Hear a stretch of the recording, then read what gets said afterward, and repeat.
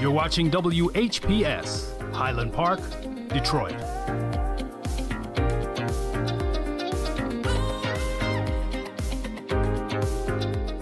WGPR Detroit HD2. The views and opinions expressed on the following show are not necessarily the views and opinions of WHPS, its affiliates, management, or sponsors.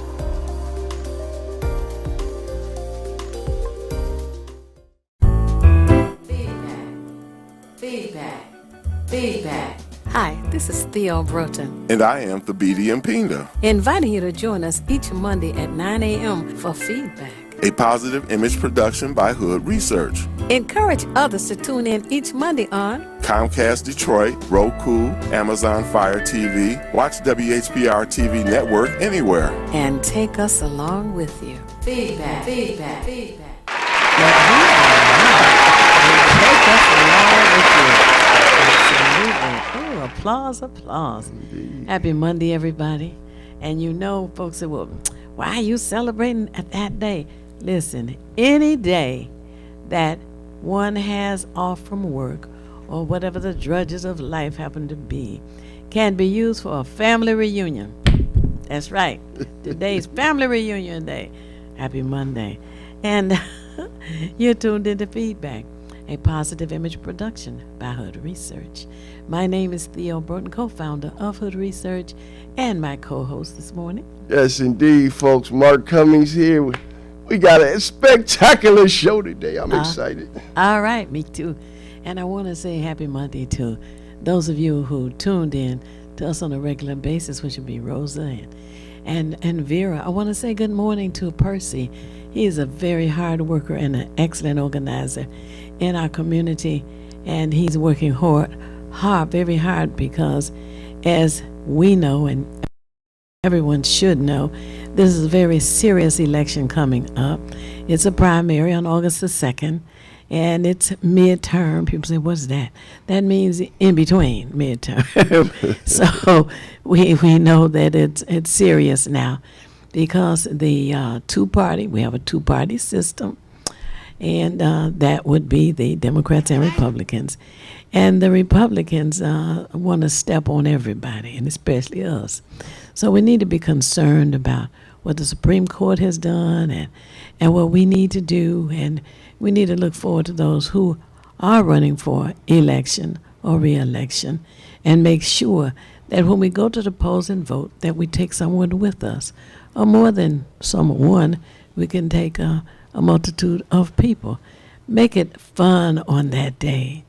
Go to breakfast and then vote, or go to vote and then go to lunch, or go to vote and then go to dinner. You know, it's open all day long. Or if you want to do a absentee ballot, make sure that you call the local election office, which is a 313 number, 876-0190. Again, 876-0190. And let them know that you need a request form. They call it an application, but anyway, it's a request form for an absentee ballot. You know, the other day, I was at the post office, Mark, and a lady came in and she wanted to be serviced, of course, and she told the clerk at the post office, I want to give this to you because I want to make sure that it gets to the election department.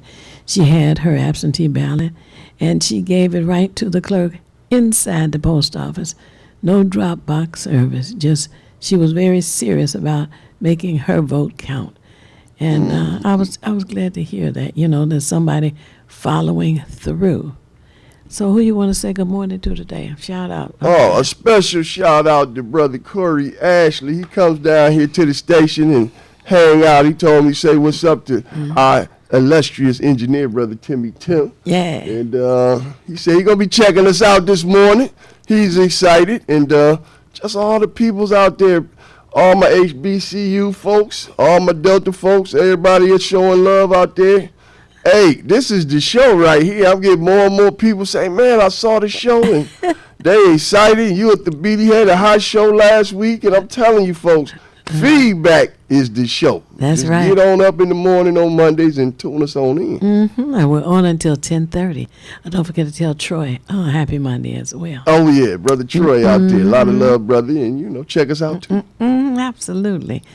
There's just so much that's going on, around here, not just Detroit, but around this country.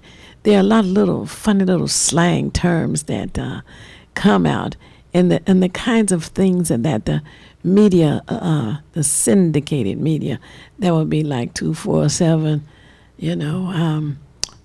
try to use to make the black community look bad, like that term, black on black crime.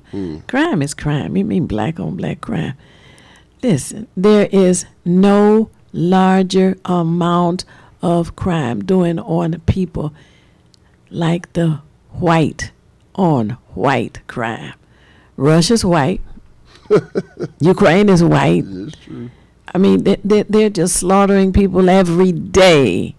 Every day. Ukraine is being hit by bombs and this and that. That's white on white crime. So if anybody tries to talk to you about black on black crime, tell them, you talk about your own crime, your white on white crime. Do something about that.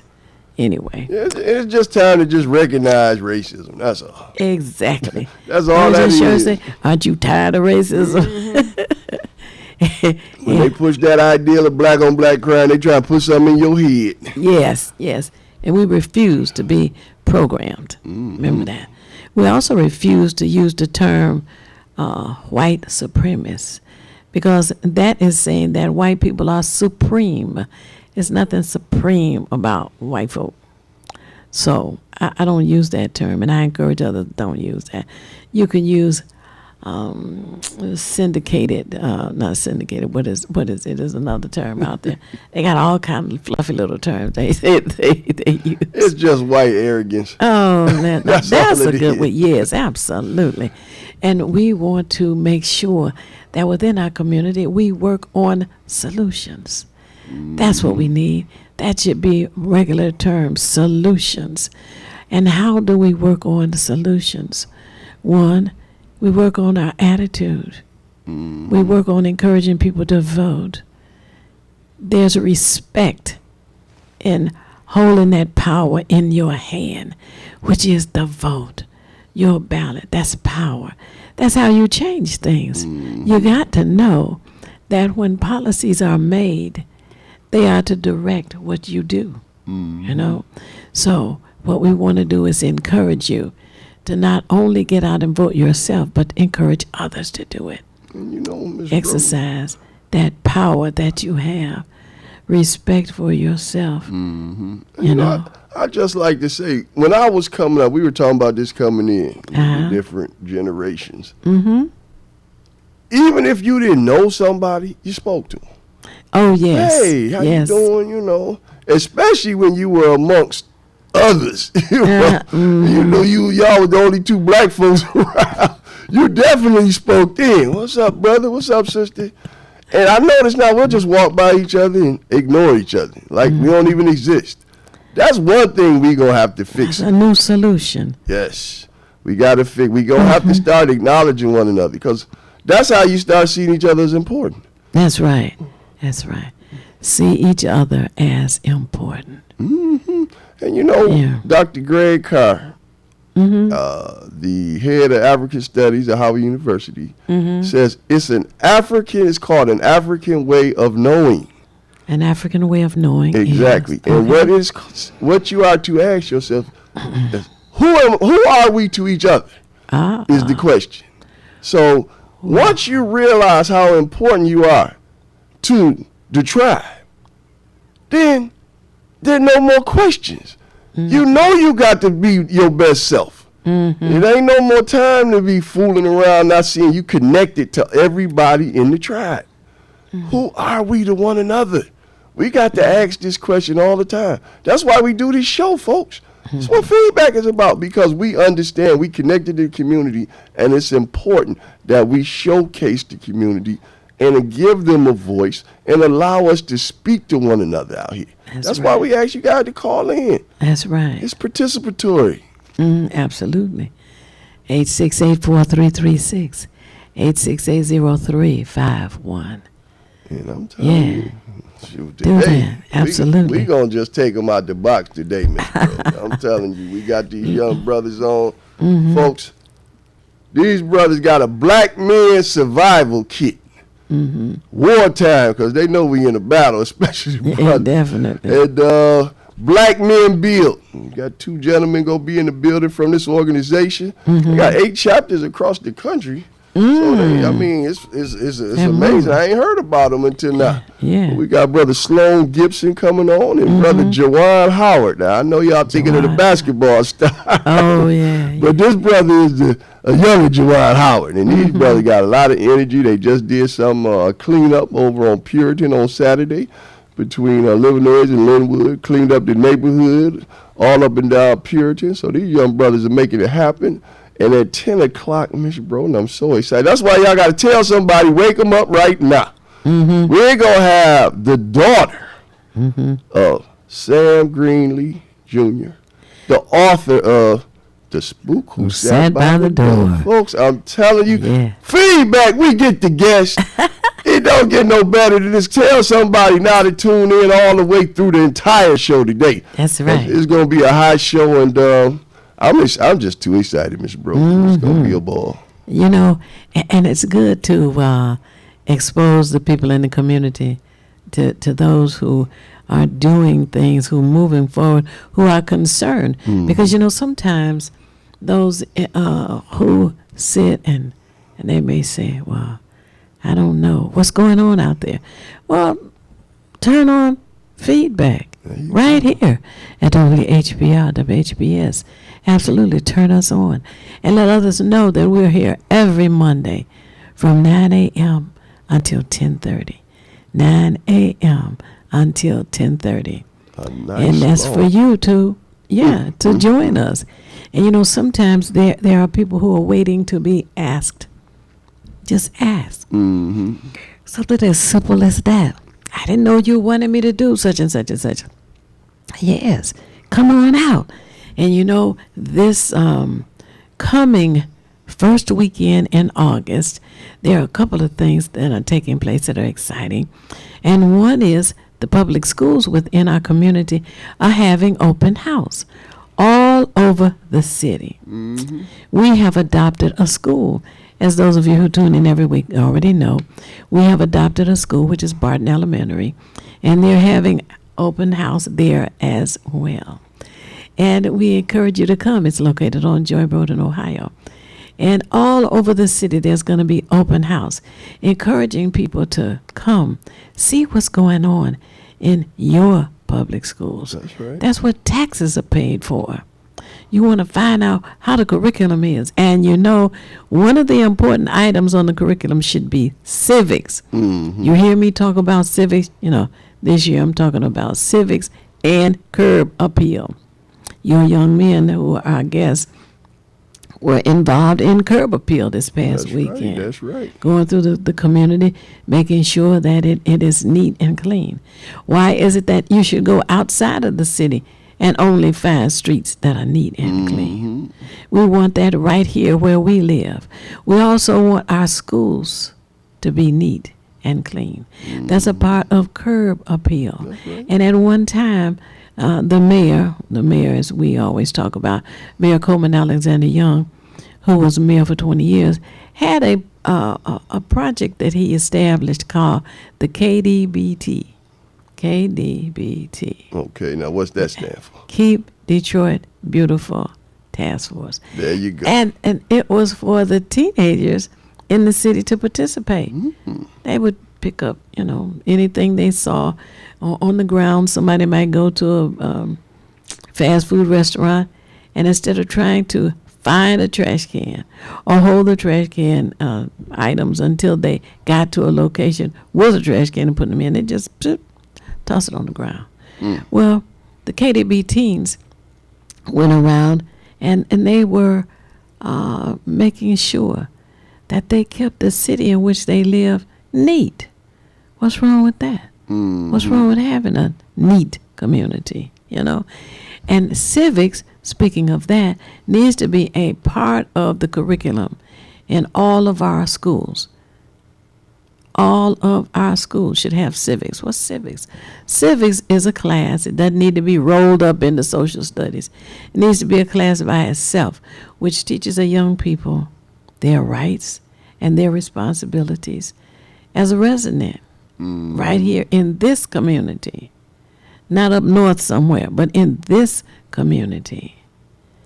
And then you learn the rights and responsibilities of the government to you. That's what your taxes are paid for. Not to be given as a gift to investors. I just had to add that because we've been hearing a lot about that lately. Yes. And these investors always putting their hand out. Well, yes, I'm coming and I want to build this and I want to build that, but I want you to give me $60 million. Why? You're a billionaire. Why should I give you anything? This is your toy you want to build. So why can't you pay for it? And not only $60 million, but $60 million more dollars. Oh, on top of the 110 we done already gave this man. That's right. And you know something that is a recent concept. And this will blow you over, man. Well, when I finish building my toy, I want to collect the taxes from everybody in my building. What? You, wow. So, investor wants to collect the taxes that the inhabitants of his building will be paying. Who does that? The businesses just go by these cities. They got so big now. It's like, yes. It's like, I want the taxes, so I'm going to buy the city. Yeah. Y'all pay me. I'm the king of Detroit or whatever. Oh, yeah. It's a wonder he hasn't established a residence like somebody did and put his name on the ballot. Vote for me as mayor of the city. What? Wait a minute. No, you stay over there in Cleveland, you know. That's what them big wigs did up in New York. Bloomberg, didn't he? He just said, I'm a billionaire. I'll just become the man. Make sure all the money come right to me. But you know, he did do a little more than some of these investors that are slithering around this city.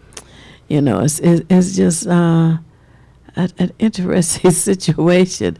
But we talk about solutions. Mm-hmm. And the first responsibility is for you to vote. Mm-hmm. You know, there is pride in voting. At one time, families would go out and vote. They would take the children in the household, even though the children weren't old enough to vote. That's right. They got a chance to see a voting precinct. They got a chance to see the equipment there. Mm-hmm. And they were greeted nicely, and they went in and they saw the process. And they knew by learning through that process that that's what they were supposed to do as they grew up. And that's what helps to change and sure up the policies in the community where you live. Mm-hmm. You want a better community, cleaner community? Then you got to participate in the process that makes sure that those policies are positive. Indeed. And by everybody, I think everybody having a stake in it is so important, because then you're having a meeting place. We were talking about this in the ride in. I was saying when I was a child, everybody on the block had men in the homes, whether they were married to the women or not, but the men, mostly everybody we know that owned homes worked for the big three back then, or you worked for the city. Yeah. And with that, you had a camaraderie. All the people hung together. Everybody went and bowled at we had more bowling alleys in Michigan, in Detroit than anywhere at the time. Mm-hmm. And everybody would meet at the bowling alley. So then, as you meet at the bowling alleys, you learn the other things. So now you become a lion, or you become a elk, or maybe you're a mason, or something. And you get involved, and your family and your children are a part of this. Mm-hmm. So now you talking politics because it means something to you because you're a part of a group, you're part of an organization. That's right. You organized. And then you get out there and you do things. My mother used to work for Irma Henderson. So you got out there. You became a part. Everybody worked for somebody. I would pass out literature. Like you said, they used to come around with the horn on the car, vote for this, vote for that. Everything was an involvement in the city. That's right. And you knew these people. I mean, the Diggs family would come over to the home. Charles Diggs and his family. I knew these people. You could touch them. I mean, even when Benny Napoleon was a young whippersnapper, they was partying at our house in the basement parties. Families knew families. It meant something. And we lost that. We lost that. And a lot of people left the city because Coleman tried to hang in there. But the state wouldn't give them the money. If they would just have given us the money, Coleman had to keep raising taxes to pay for this stuff. People don't understand. Coleman hung in there. Yeah, he did. He held this city together as long as he could. Yeah. And we kept over 1 million residents. That's right. Kept money coming in. We had a $3 billion budget under Coleman Young. I don't think people understand this. That's right. And what ended up happening was we lost it all because they came in, got their guy in there. We know Archer was their guy. And they put him in there. And it broke us up. Indian Home Rule destroyed this city because people didn't want to pay them taxes. Right. Most of these people, let's just be honest, were Caucasian employees. And they didn't want to pay the taxes. So they left. And didn't want a black mayor. How about that? And now we have less citizens than Milwaukee, folks. Detroit has a smaller population than a city like Milwaukee. Oh, come on. And you know, it is a disappointment to hear about things because as you talk about the industries that had large numbers of employees, in addition to the auto industry and the suppliers, you know, exactly that were involved in that. We also had a large city worker base, the Detroit Public School base. Yep. You know. To add to that, so there were the four, and the medical industry. Exactly. You know, I was disappointed to hear a couple of days ago that DMC fired 2 young people who were employed there, and they're known as whistleblowers. You know, always trying to undermine somebody. But anyway, because they talked about the cleanliness being desperately needed at DMC, Detroit Medical Center. And they were fired for bringing that up. So why do we have to have a medical center, total of 5 hospitals? And I think they have added Receiving Hospital, which would make it 5, I guess. And Receiving Hospital was owned by the city for the city residents, for those who could and those who could not pay. And down the line, it got rolled over into DMC, Detroit Medical Center. And it was sold to a company in Texas called Tourette's or something's the name of it. But anyway, they bought it, and they appear to be slum landlords. That's the only description that you can give to somebody. If you're talking about Detroit Medical Center not having a clean surgery room, that's incredible. That's a slum landlord. Okay, so these employees went to file, and they were fired for letting out the truth. So I'm certainly hoping that this will cause the inspectors in the city to review what's going on at DMC, find them, and make sure that if patients go into that facility, they get the kind of treatment that that their insurance pays for. Exactly, because they're going to charge the insurance. And Medicaid, they're going to hit you up. That's right. $60 for an ass was the craziest thing I ever heard. You know, it really is. So those are the kinds of things that we talk about. civics, your rights and your responsibilities. You know, even though DMC is privately owned, they're still subject to the ordinances, the policies, the codes that are instituted in this city. And as you said, for somebody to be charged $60 for an aspirin, Lord have mercy, in the hospital, there needs to be an inspection. And we don't have enough beds now. I mean, you go into Grace and the rest of these hospitals and people just in the hallways. Yeah, right, It's a mess. You don't even want to go to these hospitals. The Exactly. ambulance come to your house, you're like, please take me to the suburbs. You- And it's sad that it's got to be this way because we know how it is. Wherever we are, substandard service, it seems like. And that's really where we need better politicians for one. We need standards for these politicians. But they got to understand that when you go up to Lansing and things, you there to set laws, standards. That's really what a law is, a standard. So people know what's happening. Tim said we got a minute. And we got to go to the break. All And right. I'm looking for my people. So if y'all out there, listen, get your butt down to the studio. We looking for you. Absolutely. You're tuned in to Feedback, a positive image production by Hood Research right here at WHBR, WHBS. And remember, as you take a break, as we take a break, get your cup of coffee, your orange juice, your milk. Call somebody, tell them to tune in as well. And we'll be back momentarily.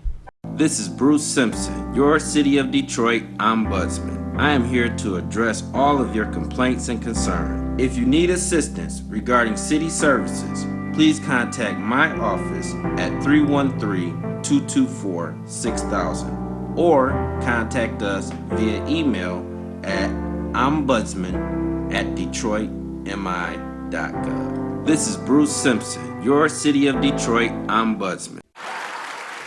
It's the These Nuts Show with your host, Butter and friends. Butter here, magician escape artist, practicing for my show tonight. Come on in, have a seat. Everybody settle. Butter, you're on in 5, 4, 3, 2. In a few seconds, you gotta be enough to get out of this one. Twist a little turn, ta-da! It's showtime! It's your old friend Butter here. I may be a nut, but I know to wear my mask. Please welcome my first guest tonight, fitness guru, Wally Wallman. Wally Woolman here to tell you to wash your hands with soap and water for 20 seconds so you will stay healthy and strong like me. Almond Cruz here, sliding in with the news. Distance is what we must do to stay away from the chew and other germs in the air that might be trying to get on you. Social distancing is a wonderful way to see friends. As long as you're 6 feet apart, you win. Hey there, friends. I wouldn't miss this for the world.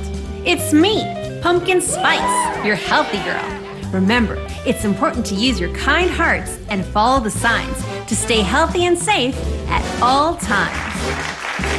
Chica Chiminsky here to say, don't forget the little ones that need you to lead the way. That's how we remember to wash our hands, mask, and social distance today. Morgan Raisin. Yes, it's me, here to sing about health and safety. We are all here to help get a message out to your grapevine, teaching healthy choices to stay safe all the time. Don't let these guys drive you nuts. Put your mask on first. They'll let you be. And it keeps me safe from the chew that's trying to get on me. Butter me up. She's right, you know. Thank you, Hallie Cranberry, for joining the show. Let's all be nuts about our health. Social distancing, wash your hands frequently, use hand sanitizer, and wear a mask. Practice what we learned to stay away from the germs. We're all in this together. Coming soon, the many adventures of these nuts in a theater near you.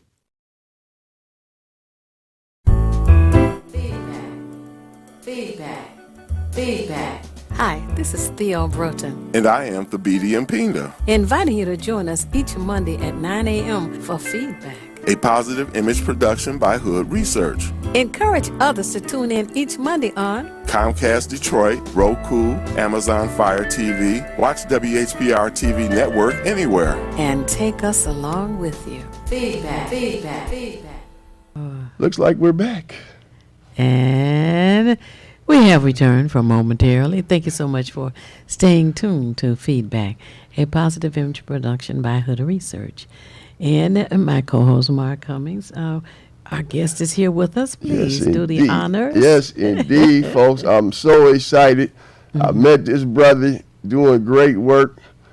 Someone that referred me to him, they said, you got to meet a brother named Sloan Gibson with Black Men Build.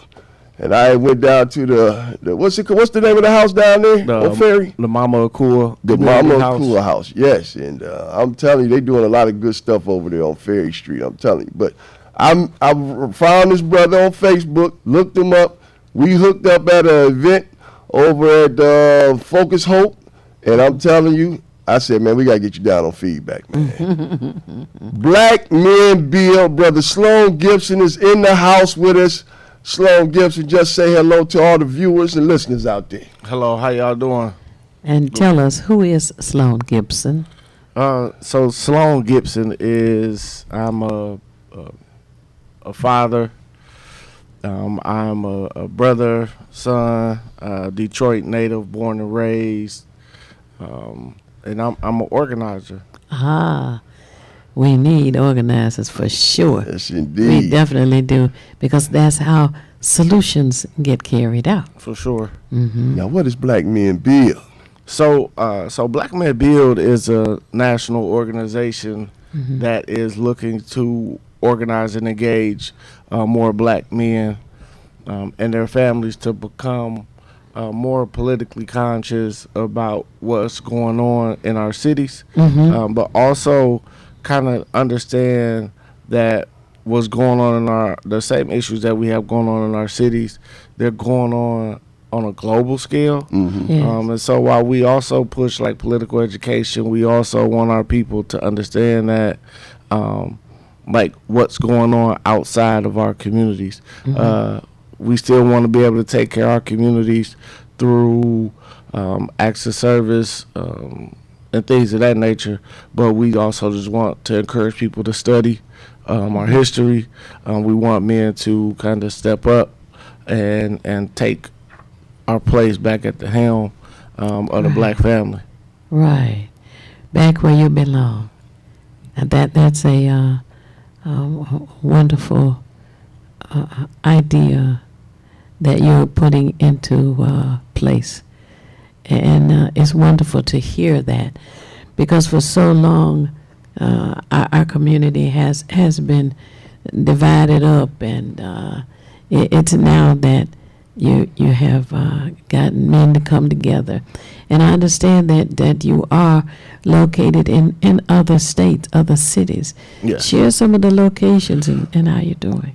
So we have organizers here in Detroit, Milwaukee, St. Louis, New Orleans. I saw that. Yeah. So our New Orleans and our Houston organizers, I believe they relocated to further their education. Wow. But we're still in Atlanta, Miami. We just added on Columbus and New York. But we're also in LA. We have people in Chicago, Jersey, East St. Louis, Memphis. So we're like really all over. Right. Wow. Now, you say you just started this. Now, who started this? What city did it start in? So there were a group of brothers from different cities across the country that have been in this type of work. They all got together. They met up. They wrote a letter to a group of sisters and about what did they need from black men, and that response kind of created. They took that letter, went to the drawing board, and created Black Men Build. So they did that in Miami in 2019. Wow. And then we launched in late 2020.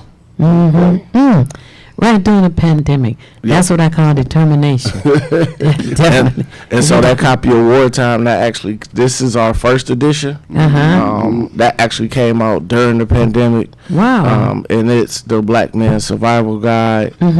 It has a lot of information in there about how to survive through Corona. And those are just like an example of kind of what we try and put out there. There's our articles that'll help our people kind of navigate, but also make them aware of what's going on. Yes. So we have 3 editions already. The 4th one will be coming out real soon. Right. You have a website for people to go on, or Facebook, or Twitter or something? Yeah, so that you can share. So if you visit blackmen.build, that's our website. Okay, wait now. Blackmen dot build, BUILD, build. Okay. Yep. Okay. And then we have a Black Men Build Facebook page. We have a Black Men Build Instagram. Okay. And then each city, to my knowledge, we have a Black Men Build. Like each city has their own Instagram. So here in Detroit, it's Black Men Build DET. You have Milwaukee, MKE, MIA for Miami, CBus for Columbus, and so forth and so on. So blackmen.build is the website. It's the website. You don't have to have what is it? .com or nope. anything like that. Okay, cool. All right. I like that. Black Men, yeah. And they got a Facebook page, folks. Right. I've been sharing a lot of what Black Men Build Facebook page with the Hood Research page. Oh, I appreciate letting that. everybody know, that, especially that you guys were coming on. Right. But it's just the fact that what I'm trying to see happen, I want to pull off, because we got a lot of men's groups out here now doing a lot of things, but we also got to pull them all together so we can get some synergy going, that energy going. Because like you said, you wrote the letter, because we know right now it's a real chasm between the sisters and the brothers, and we got to fix that. And unfortunately, because I went down to the Million Man March, as a matter of fact, one of our contemporaries, Brother Bob Law, who's real big here with the Hood Research, was one of the people who put together the Million Man March. It was on the committee that got it done. And we knew that, hey, something ain't right. We know this racism is beating our butts, and we not winning at this. So we did go down to Washington, D.C. to atone, not just to ourselves, but to the sisters and our families and our children, and say, look, we want to be better. But I think what happened, Brother Sloan, and I think where we let your generation down was, the sisters, I don't think they took us seriously enough. So they decided, we're going to go do our own march, but we ain't about to be atoning for nothing. We're going to go with sister empowerment. And we had a deep sister here. She was the head of the Michigan chapter, Sister LaShonda Bartell, who's also a member of Hood Research. And they were like, look, we just want to bring the sisters together for empowerment. But I thought it would have made more sense if the sisters would have said, you know what, we done done some things wrong too. And we need to come together to fix this as a family. And I think that was more of a chasm. It split us more. Because we didn't have the resources to build nothing through the Million Man March. A lot of guys came back with energy and wanted to do things, but they didn't know how to put together the chapters. They tried. We had one here for a little while. We tried to do some things, but you need money and resources to keep these things going. That's why I am really just impressed with you young guys getting this done in such a short amount of time. Absolutely. Like, do you meet regularly? So we meet on a weekly basis. All the organizers, we meet through Zoom calls. Okay. Or with our field team. We have incredible field directors. We have incredible co-directors who actually they've been the ones who've been raising a lot of the funds for us to operate. And then our creative team is just, you've seen all 3 copies of Wartime, like the way they put those together. And then you know the work just being done on the ground through our organizers, man. They put together a dream team of organizers around the country, and it's just, you know, the work that we're doing is just amazing and rewarding. Yeah. That is fantastic. You know, I noticed that recently fraternities and sororities have started to do a few things, and I think they're probably being inspired by you. I kind of just started getting into this work not too long ago, but I know like our co-directors and like the gentlemen who were on our coordinating committee, some of them have been in this fight for a very long time.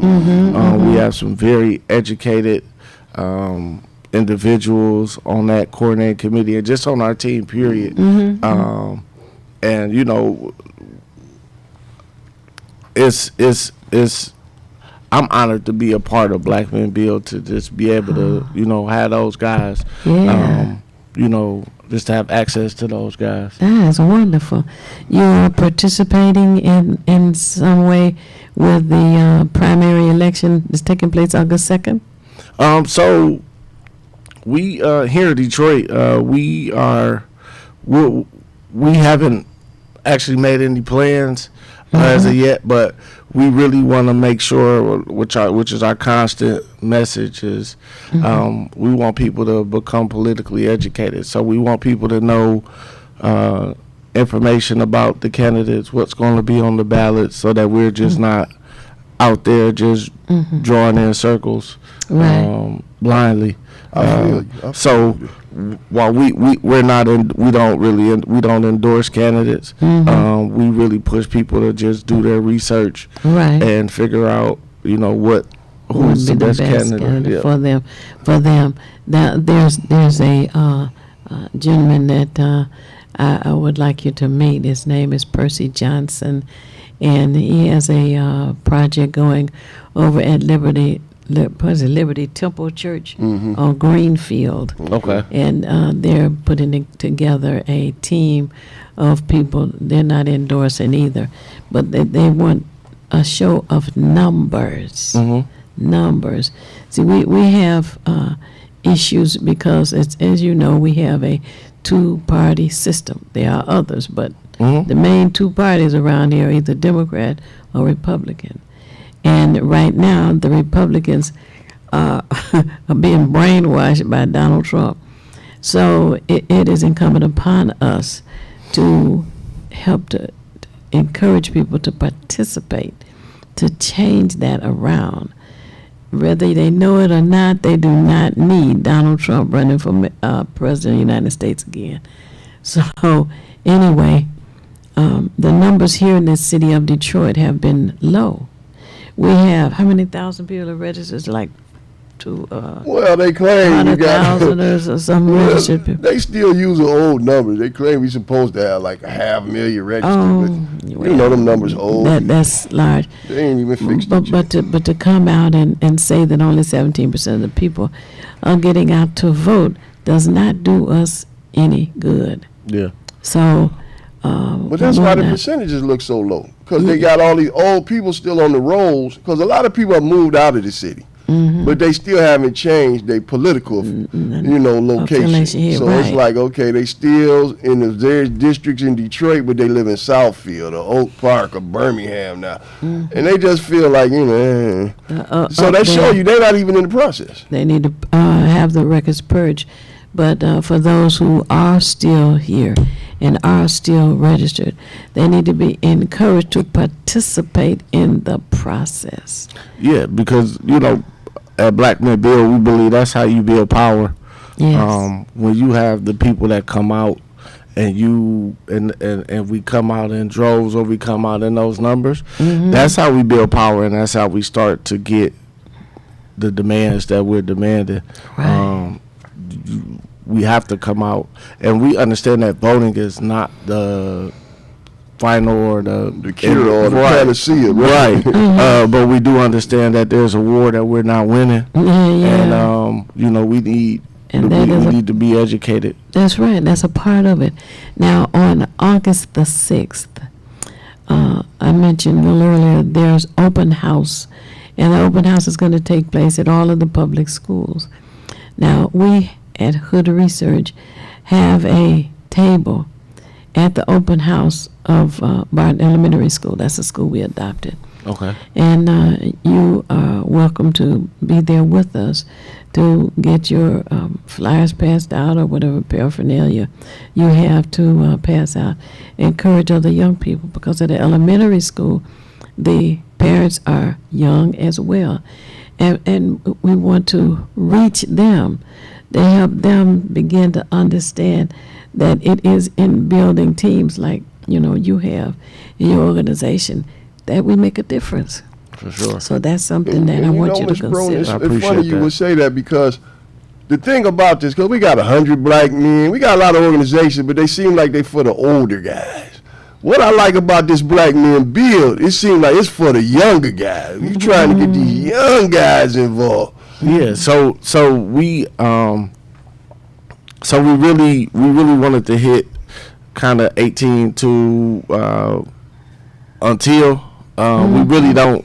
We don't touch it. What you're saying is your focus is like 18 to 30, younger cats, maybe 40. Maybe 40. But we don't want to turn around the wisdom from the older generation. No doubt. But we do understand that this is hard work, and like I don't want anybody to get it confused. Like, it's hard work. I struggle often doing this work, but I do have a very supportive team that we keep in contact often, but the work is difficult, and so the physical work we don't try and put. We want the younger generation to come in and kind of help, because physically, it could take its toll on us. And we understand that the older generation, they've done their part, and it's time for us to kind of step up and kind of take it from where they left off.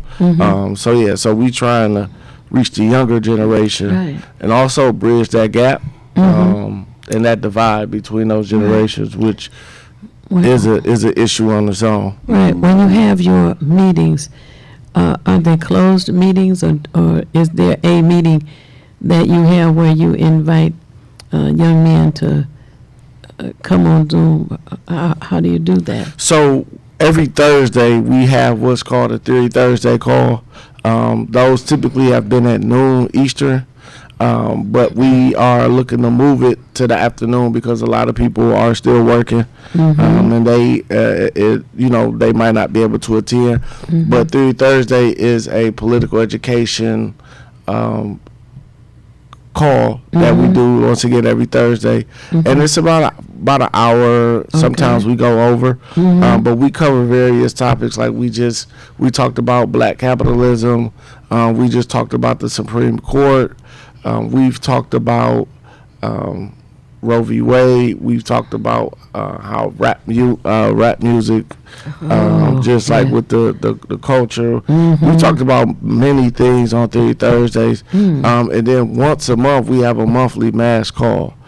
Tell us about the monthly mass call. So the monthly mass call is typically done towards the end or middle, like the middle end of the month.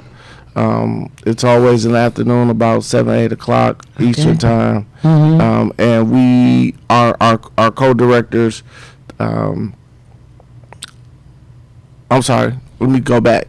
Our Theory Thursdays call are typically ran by one of our co-directors, Asa Shaw, and he does a wonderful job picking the topics and facilitating those Theory Thursdays. And then they also come up with our mass call topic. We typically try to keep it like if there's like if it's June or Mother's Day, we try and typically make it about honoring the women in our lives, or for Father's Day or whatever month we're celebrating, like Black August. We make sure that the topic is close, has something to do with the month that we're in. And so I believe that this month our mass call is going to be about the Supreme Court. Okay. And so all of those are open to everybody to come join. Okay. So now, for this month, do you have a date and time and an access number? So if you visit our Black Men Build Facebook or our Black Men Build Instagrams, they're in, that information is there. Okay. Also, if you visit the website and you sign our values pledge, it'll put you in our database, and you get alerts for these calls. You get text messages, phone calls, emails, and you get updates about when these calls are, so that you could tap in with us. Well, that's wonderful. I'm gonna do that. I'm definitely gonna do that. And you got the date for this month yet for the mass call? Yeah, we do have the date for this month. I have to double check it actually. Okay. But yeah, I can let all you good. guys We gonna get to the date piece. Yeah. That is so. But you know, I'm looking at this magazine, Miss Bro, this wartime magazine. I'm telling you, it's great for the folks with the energy. I know Tim telling us hurry up. We gonna get up to this top of the hour break. But it's like, look, you got a quote in here from Tupac.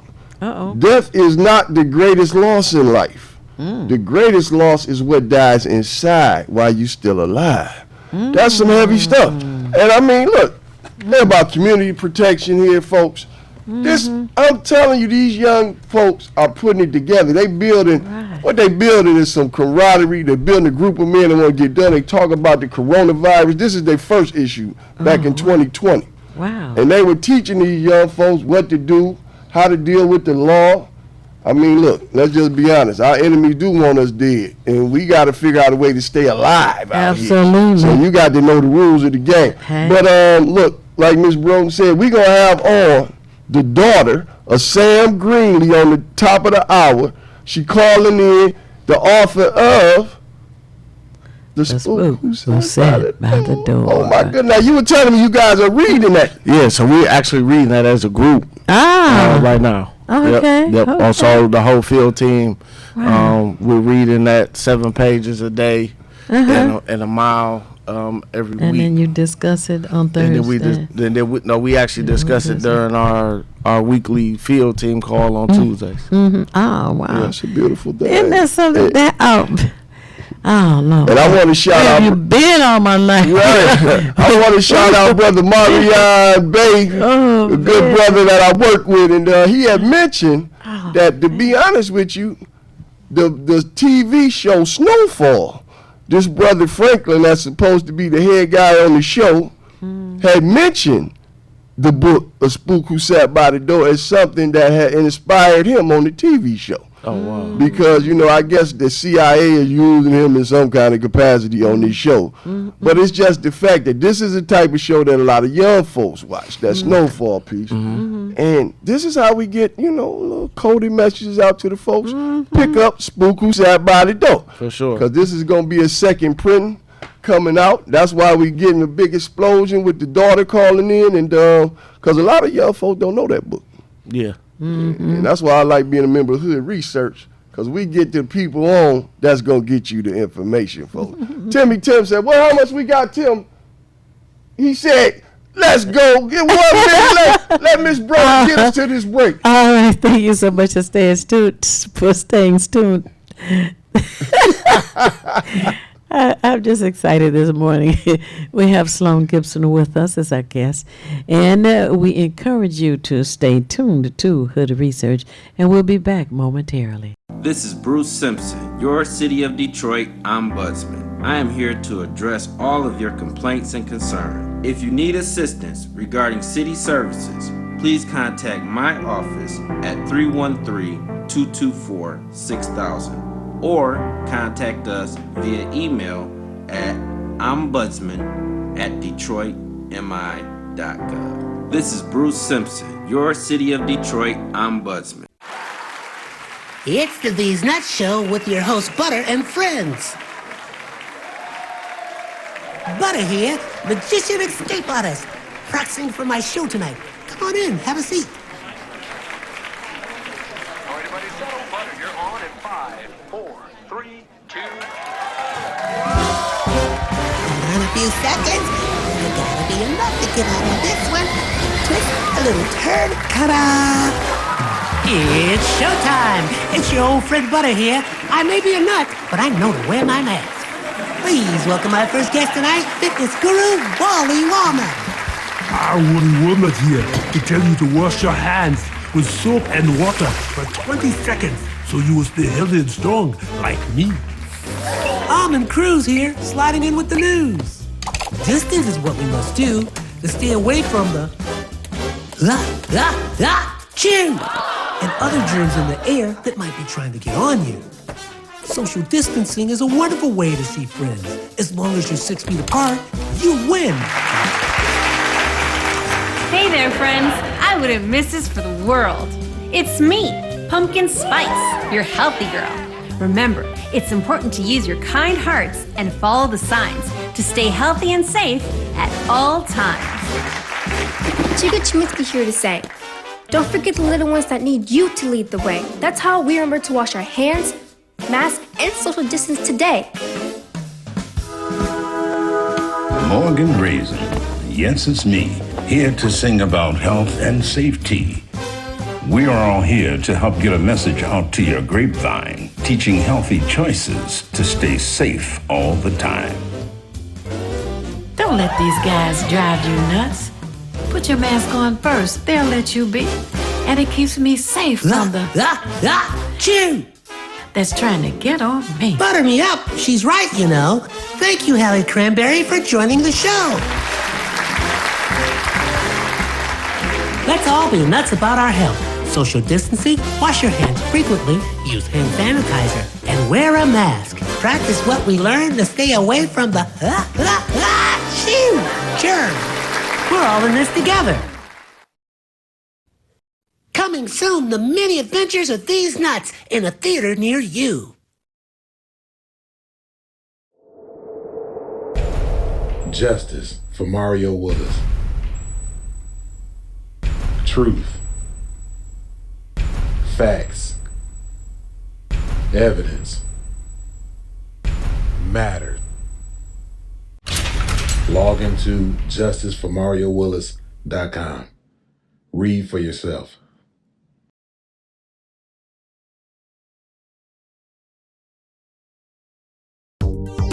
Have you ever wanted your own TV show?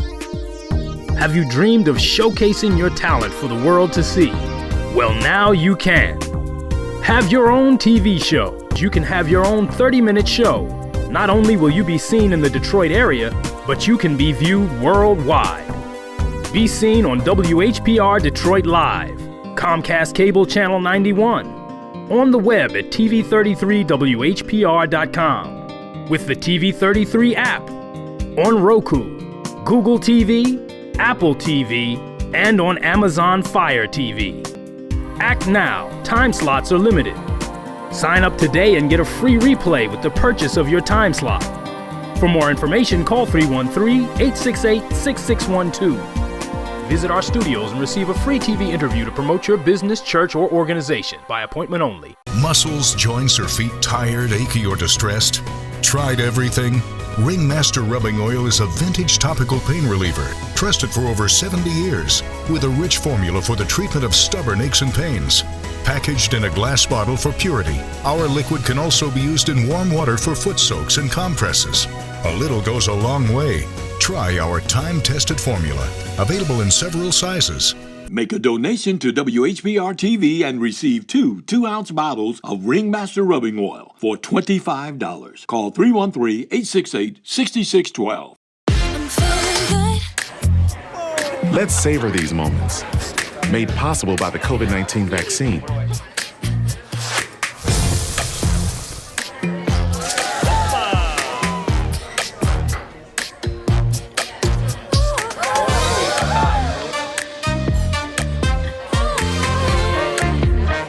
Keep the dining out going by keeping yourself protected and your COVID-19 vaccines up to date. You're watching WHPS, Highland Park, Detroit.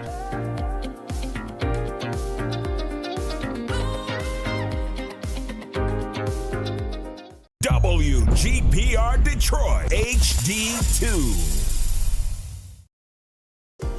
The views and opinions expressed on the following show are not necessarily the views and opinions of WHPS, its affiliates, management, or sponsors.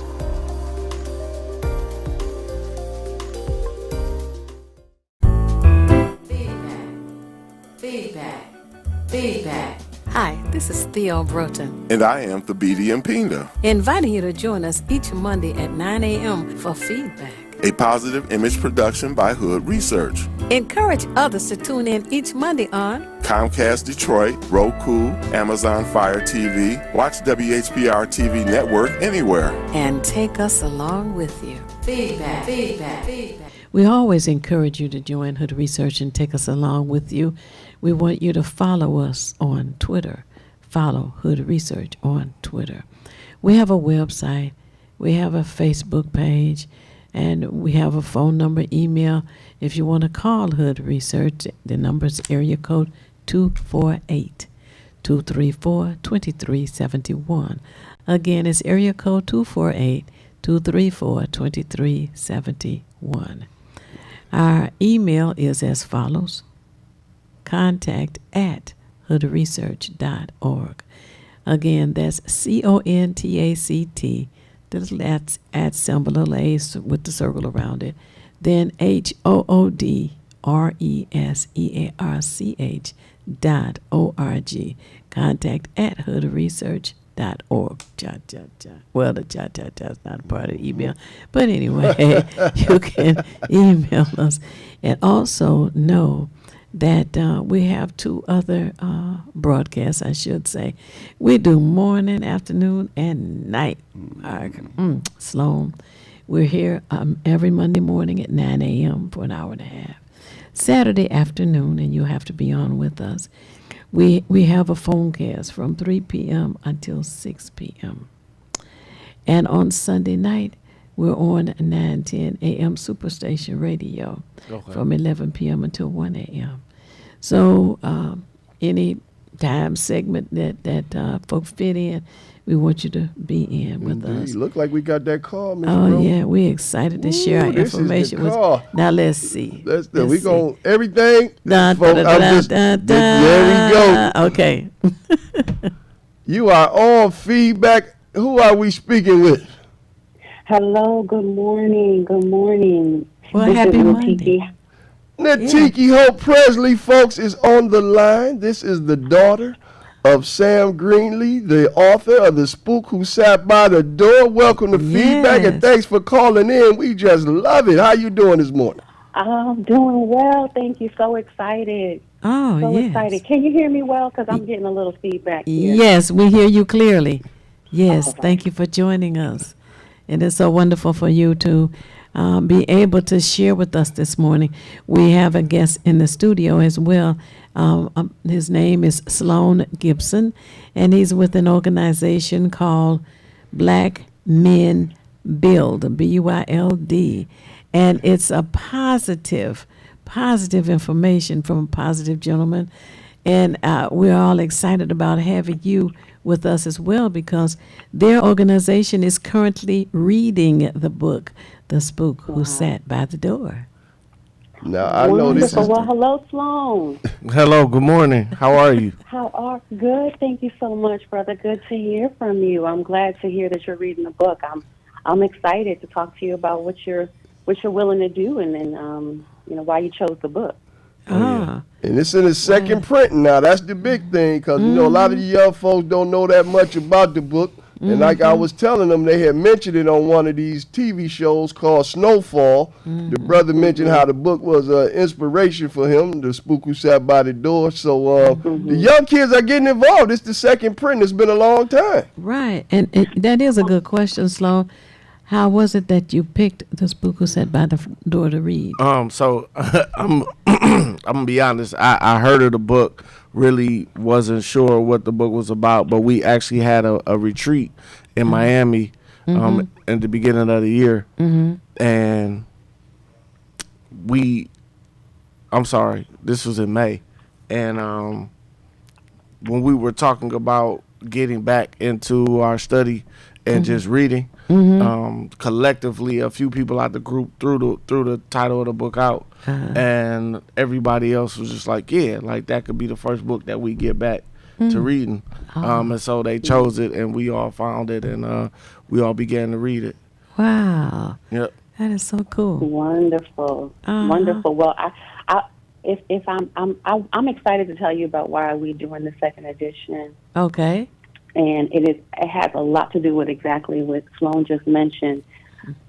The point of putting out a second edition was that, one, we wanted to reset the book contractually, but also to get it in the forefront so that people would be able to talk about the book again. The book has been in print, as you may know, for over 50 years. Wow.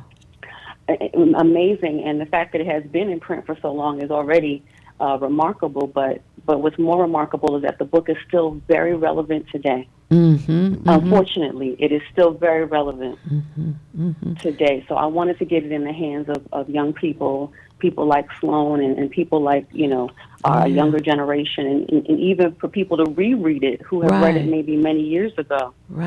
So that was the intention, and I added a little bit of my own intro just to nod to my dad because of a promise that I made to him many years ago. But at the end of the day, the point was to really make sure that this book was in the hands of as many people as possible. Oh, that is wonderful. So thank you for having me on. I'm very grateful. Thank you so certainly. much. Now, give those who are tuned in what would you call it? A media overview to encourage those who are tuned in to want to go out and get the book too. We're glad that it's in a second edition printing as well. Tell them a little bit about what was the inspiration for your father even writing this book? Yeah, and what it's about, and just encourage people, to go out and get a copy. Oh, absolutely, absolutely. Thank you. Well, I'll answer both. Okay. My father's inspiration was the fact that he was born in 1930 in Chicago, and he was a black man living in America, and he had worked very hard, had gone to school, also served in the military.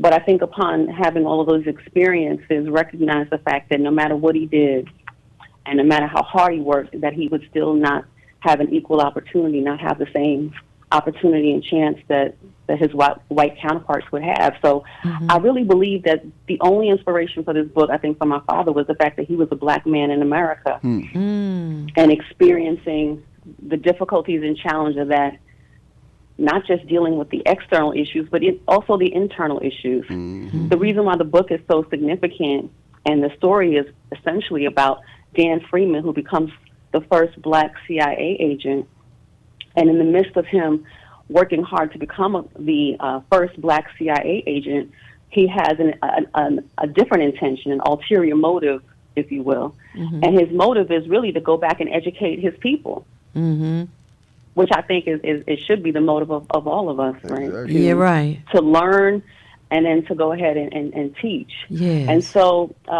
his objective was really to go back to Chicago, back to his neighborhood, go back to the gang members from which he was a member when he was young, and train them to be a militia and then have an uprising in Chicago, and then let that spread all over the country. And a lot of people will see the book and then say, this book is about violence.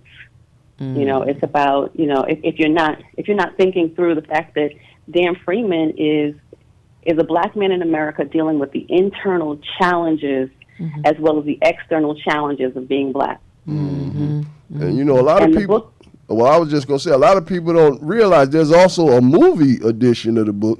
And if you watch the movie, you realize that what they're really trying to do is say, look, we tired of this racism. And they just want their piece of society. Right. And that's a heavy piece. It is a heavy piece, and I love the fact that my dad explored the desire for freedom and for our rights and opportunity, but also the challenges within, which we don't talk about a lot. Working through our own identity issues and struggling in an environment to succeed and to be on an equal playing field. It's pretty deep. I suggest everybody go out and get it, read it. You'll be able to see yourself, I think, in Dan Freeman and in that story somewhere. Everybody seems to find themselves somewhere in that story. Wow. Do you have a question?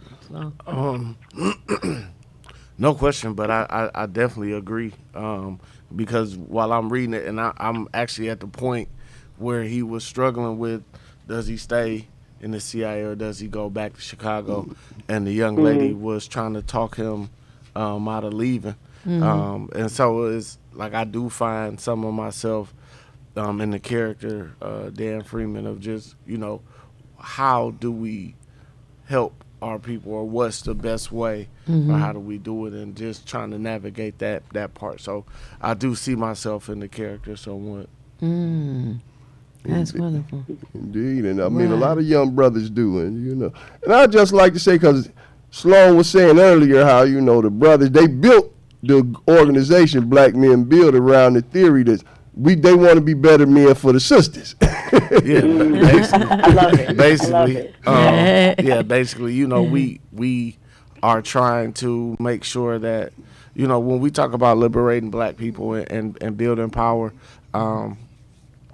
Black women have been there, and they've been fighting, and we as Black men, it's time that we kind of just step up, and that's why we want to organize and engage more Black men, and build that power through organizing and mobilizing.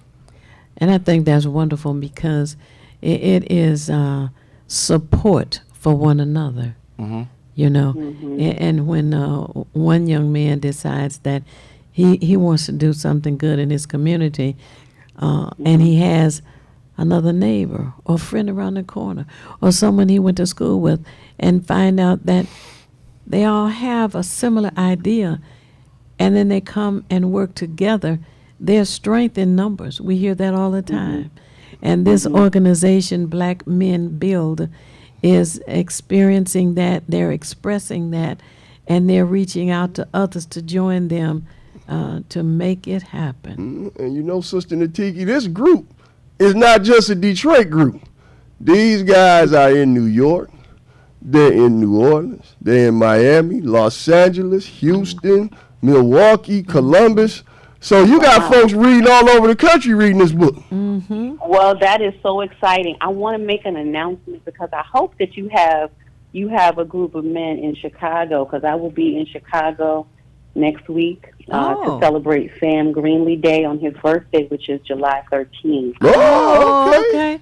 July 13th, you will be in Chicago, Illinois. I will be in Chicago, Illinois. If there is a Black Men Build group out there, I would love for them to come. We have people in Chicago. Actually, one of our co-directors, co-executive directors, he's from Chicago. He lives in Miami right now because he attended FAMU and never went back home. But yeah, he's originally from Chicago, so we do have a presence in Chicago, and I would love to connect them with you when you get there. Right.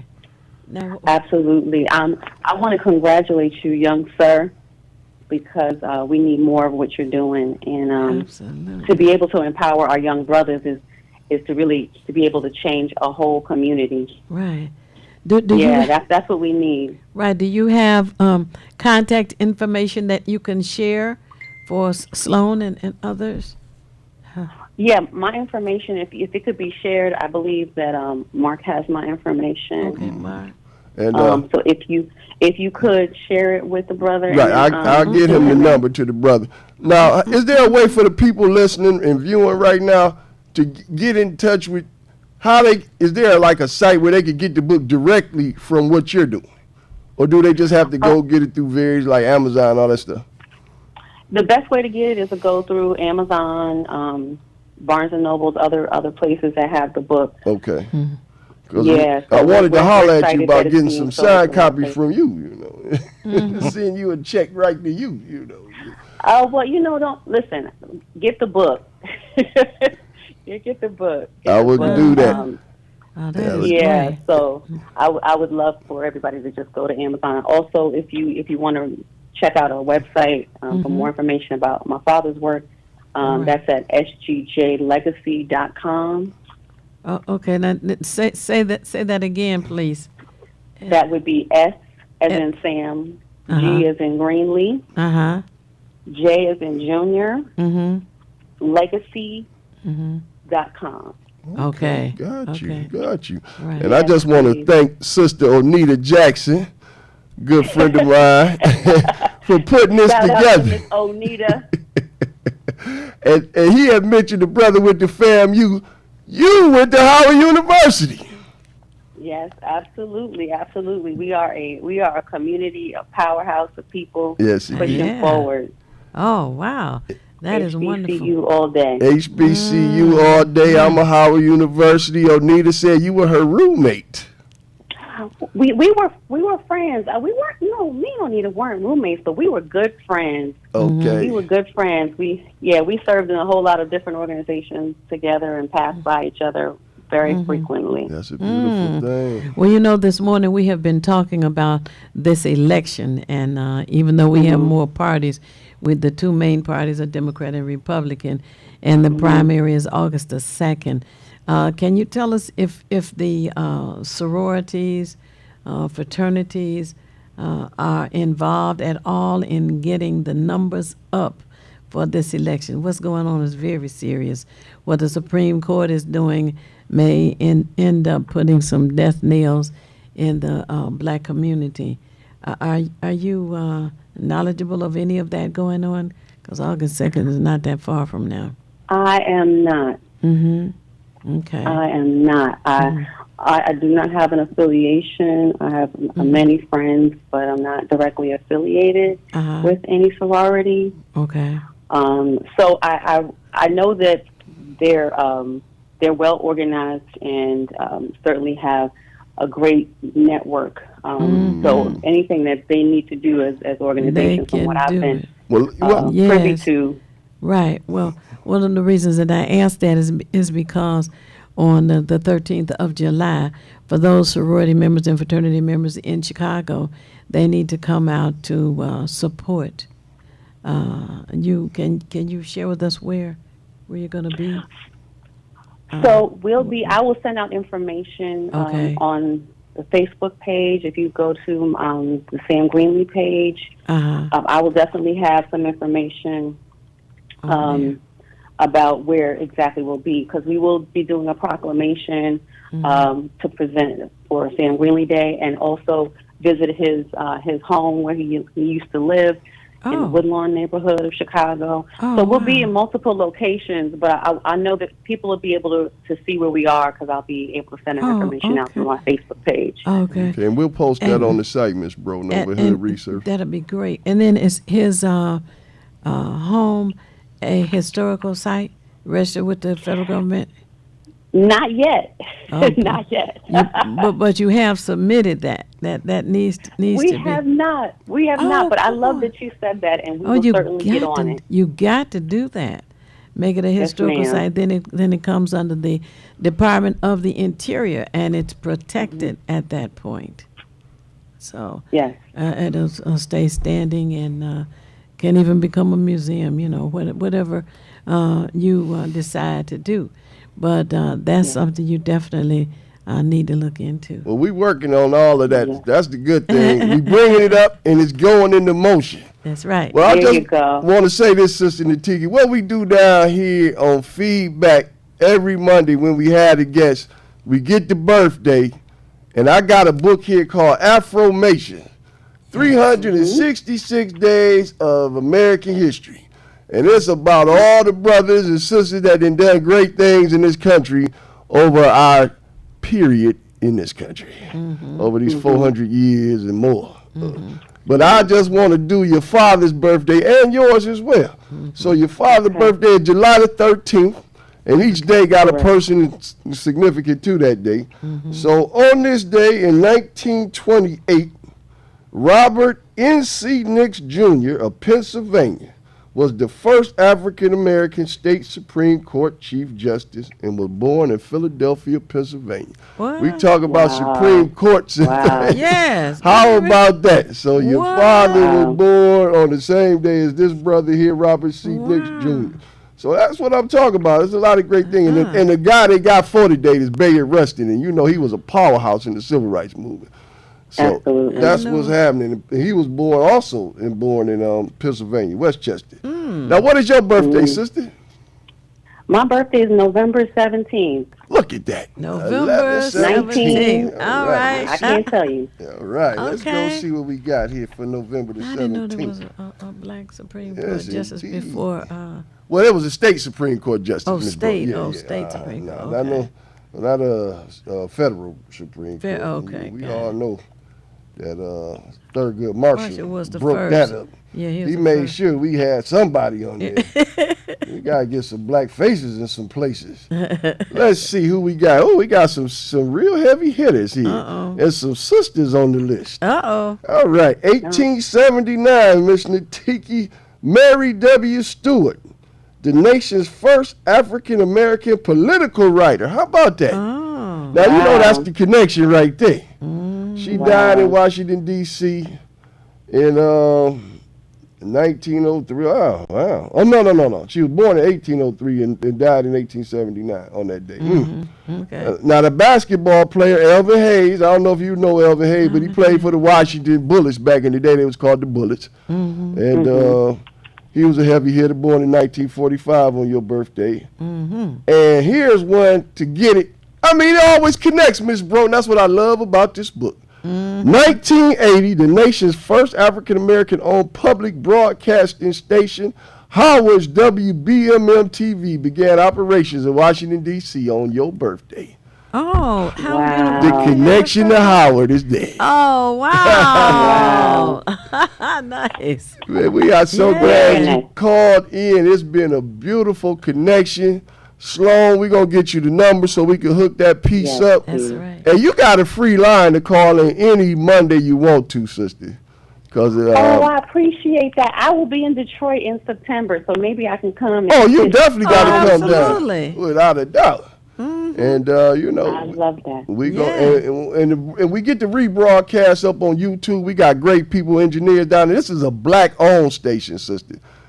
Brother R.J. Watkins owns this station. He's a heavy hitter in media here in the United States. And I'm telling you, we making it happen all over the world. This is broadcast, and it's going on Roku, Amazon TV. They're all over the place. So people are watching right now, and they know that we just made history, folks. Yes, we did. Right here. Absolutely. Well, we got to, before we end, we got to do Sloan's birthday. We got to do Sloan's birthday before we end. That's right. Almost forgot Sloan. No, we got to get the brother in here. Sloan, what's your birthday, brother? May 9th. May the 9th. Okay. That's a good number, too. 509. And let's see what we got for May 9th. And that way we get everybody included. Because Tim is like, man, come on now. We getting at the end. But this show just been too much fun today. Let's just see. Oh, my goodness. What? On your birthday. Uh-oh. Brother Sloan. Yes. I'm going to tell you. Uh-oh. A brother named J.A. Burr got a patent for the lawnmower. Oh, now, who knew wow. that we invented the lawnmower? You know what I'm saying? We ain't got no money coming in for no lawnmower. That's why we need reparation. We didn't invent everything everybody uses. Use it. Come on now. Shoot. Now, in 1977, a Mabel Murphy Smythe, she was confirmed as the first U.S. ambassador to Cameroon. So we know it's an international field. And, you know, we all connected in the diaspora. That's really what this thing is all about. Right. And let's see. The name they got for this day is John Patterson Green. He's a lawyer and politician. He's also known as the father of Labor Day. Who knows? A black man is the father of Labor Day. Born in 1845 in New Bern, North Carolina. He graduated from Cleveland High School, Union Law School in Cleveland. Apprentice to learn. He was a bricklayer, a plasterer in the trade, worked as a tailor and a waiter, and published essays on miscellaneous subjects by a self-educated colored youth. All right now. Mm-hmm. That's what I'm talking about. We do it all. Yeah, my man, come on now. People, this is what it's about. Black love, black pride, black excellence. And that's what's happening. And it's a beautiful thing. Yes. We about to shut it down, sister. You want to leave our listeners with anything? I just want to say thank you very much for having me on the show first. And then secondly, I want to say go out and get the book, empower yourselves, educate yourselves. You know, we are creative people. Yes. And so we are consistently finding new ways to do what needs to be done. Right. All right. And we're definitely looking forward to you being here with us in September. Oh, I am too. Thank you. Indeed. And I'm going to go out and buy another copy of the book. I got the old one with the white cover. And I was looking for it, but I couldn't find it. So I asked Sloan, I said, Sloan, did you bring the copy? He said, no, I got the digital copy. You